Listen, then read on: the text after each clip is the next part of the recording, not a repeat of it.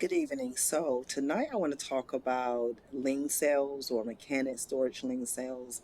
Essentially, if you're buying a vehicle that was, left on a mechanic's yard, a vehicle storage yard, tow yard, etc., and it is being put up for auction. Okay. I'm not going to get into the specifics about, the vehicles and things of this nature, nor am I discouraging anyone from purchasing vehicles from these type of sales.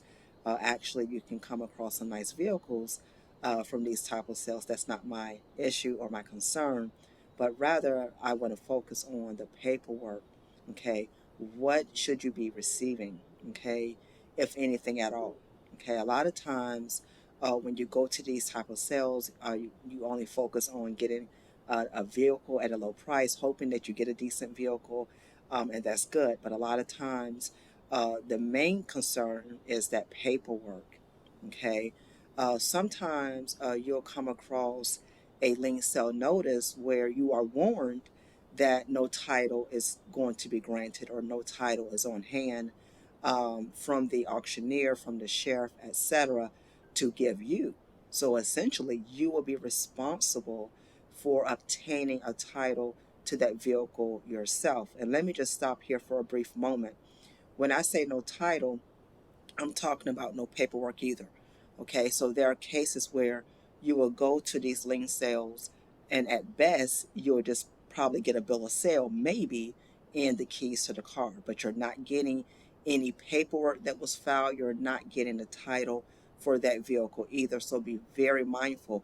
You're going to need to ask yourself, are you willing to invest the time and money it's going to take to get that title as such? Okay, because when you go to the DMV, if you don't have a title and you only have a bill of sale at best, uh, you know, questions will be asked, and a lot of times you're going to be, uh, you know, removed or rejected at the counter and whatnot. And let me just add, the DMV, they don't care about the fact that you purchased this from a lien sale and that the auctioneer or the sheriff didn't have any paperwork to give you, because what happens is there's a process at hand. Whenever you are buying a vehicle from a lien sale, there is a process. Okay, the process has to be complete and in full before the DMV will give you that title. Now, sometimes the sheriff, the auctioneer, whoever, they are not privy of the entire process. A lot of times, their only job is to sell that vehicle, have the vehicle to be removed, get the proceeds, distribute the proceeds, etc., to whoever is seeking the funds from that vehicle. That is it, just to get it off of the property. Okay, so be very careful. What I recommend is that you take it upon yourself before you hand over any money. Ask the sheriff, the auctioneer, whoever is holding that lien sale, ask them, is there a title present? Ask them, is there any paperwork present that you will be receiving so that you can go to the DMV and get the vehicle title in your name without any issues. Ask those questions. And if they tell you they don't have any paperwork to give you, or the paperwork they have, they don't know if it's accurate, they don't know if anything is missing, ask them what type of recourse, if any, is available. Okay, in the event you go to the DMV and you get rejected, at best, that sheriff or the auctioneer, they're going to probably tell you that there's no recourse, or you may need to go to the repair shop, the tow yard company, etc., who had the vehicle in their possession. You're going to probably need to go through them to see if they have the proper paperwork, all of the paperwork, for that vehicle in question. So be very careful. Okay. So when it comes to the DMV, again, the DMV, they're not going to care that you got it from a lien sale. What they do care about is that you have all of that paperwork.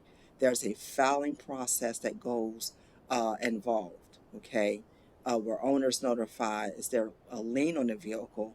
If so, is the lien holder notified? Bill of sales, repair tickets, things of this nature, title records, vehicle checks. All of these things are a part of the process depending on your state or jurisdiction. Okay, one simple omission of a document or process will cause your transaction to be rejected.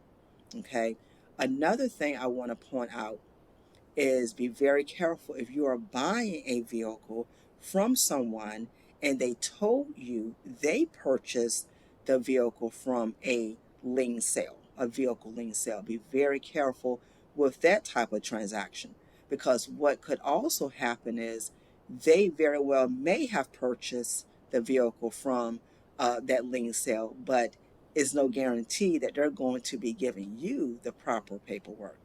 Okay. And this also ties into title skipping. For those of you who have watched my videos, I've covered title skipping several times over. So be very careful if you are not buying from a lien sale, but you're buying from someone else who got it from a lien sale. Be very careful, because a lot of times it's going to be some complications with that paperwork. Again, you don't want to go to the DMV and be surprised. So I just wanted to cover this brief video with you guys on tonight about purchasing vehicles from lien sales. Again, I'm not discouraging anyone or trying to discourage you. My main concern is just make sure you know what you're getting paperwork wise before you head to the DMV. Okay, be very mindful. You got to have the filing paperwork done, vehicle transcripts, applications, etc. Notices as such. Those are just a few, things. But again, that's just a glimpse. It depends on your state as well. You don't want to be rejected once you get to the DMV. If you want to share your experience pertaining to purchasing a vehicle from a lien sale, feel free to drop me a line below. Thank you so much for tuning in. Please click, share, and subscribe. I hope to hear from you soon. Thank you.